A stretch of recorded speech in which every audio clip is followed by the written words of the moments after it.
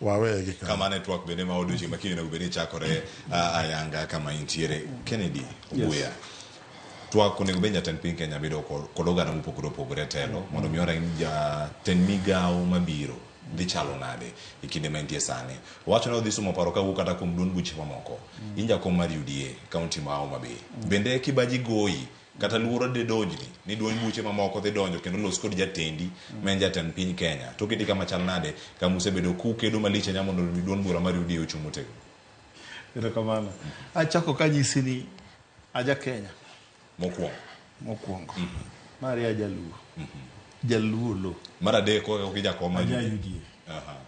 Koro nitie interest mokwongo chunya moro nitie bath chunya kanyo moero oganda na nikech mano gima natural. An language mosewacho wan jo UDA matiyo ne sirikal matiyo gi sirikal ni oganda jokanya na mondo mi obi odonje sirikal wan ga silent policy moro mawacho gi dongere kama ni if Luos cannot join government we will take the government to Luos. Wabro kawo sirikal mondo ote no oganda mar Luo. Gini en a blessing in disguise nikech ma endi conversation ma inform messaging marwa all along ni Luo donjure sirikal mondo wariu wuod Odongo gero Kenya. Wan kaka UDA, myself included, kaka jakoma UDA mabe oseyier Homa Bay ma koro represent the entire Nyanza nikech counties mamoko gipoko timo yiero.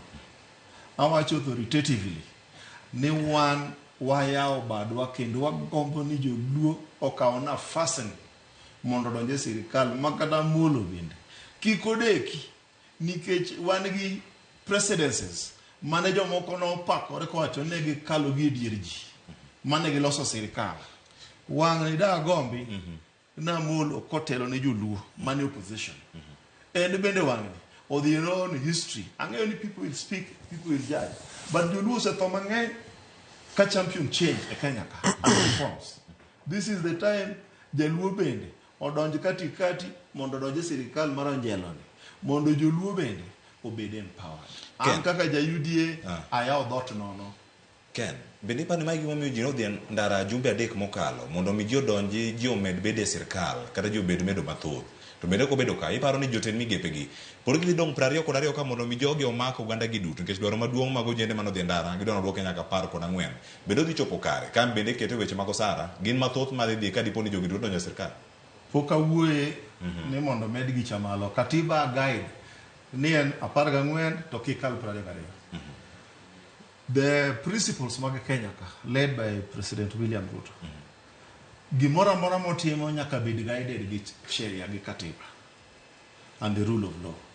Mane momiyo kata gin ji 15 ema gi amua ni koro wadwa duoko cabinet odok piny 14, 15 kata 16 kata 18 kwayo na owadwa ni jaluo bendo bende sirikal. Sani sirikal William Ruto ni winjo ka nowacho, it is on record, nowacho Homa Bay ni nomiye ka senator mara Moses owacho ni ker ka nwami kura marom goyieyo marom ga puoyo to wacho ni apuoyo duong' kura manomiya rom goyieyo wang' ni temeu mondo umiya kaka jothurwa kucha bende miyo wadwa maraila. Koro to kata kamano notemo momiyo wa PS man gi mbi ma PS mar interior kaso miyo wa cabinet minister achiel kaso medo wa PS machielo ma trade. Gombo na ni ka namba ni nyalo medore menyiso ni dhoudi ma jaluo nyalo wuok kadhi e Kisuma be expand. That's my prayer. Erokamano Dr.